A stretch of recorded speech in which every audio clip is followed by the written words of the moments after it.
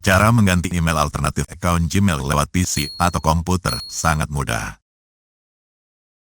Langsung saja klik ikon atau foto profilnya. Lalu pilih kelola account Google Anda. Kemudian buka bagian info pribadi.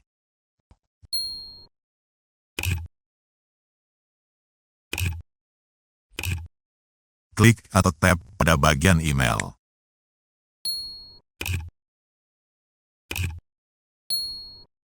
Kelola email alternatif. Nah, biasanya kita akan disuruh masukkan password account Google kita terlebih dulu.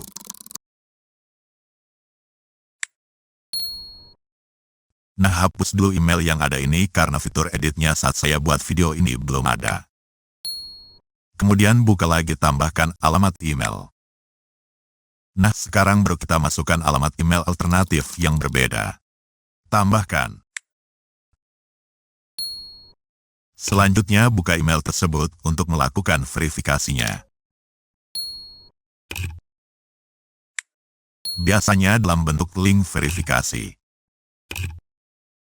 Setelah link tersebut kita klik, maka baru statusnya di sini menjadi terverifikasi, alias perintah verifikasinya menjadi hilang.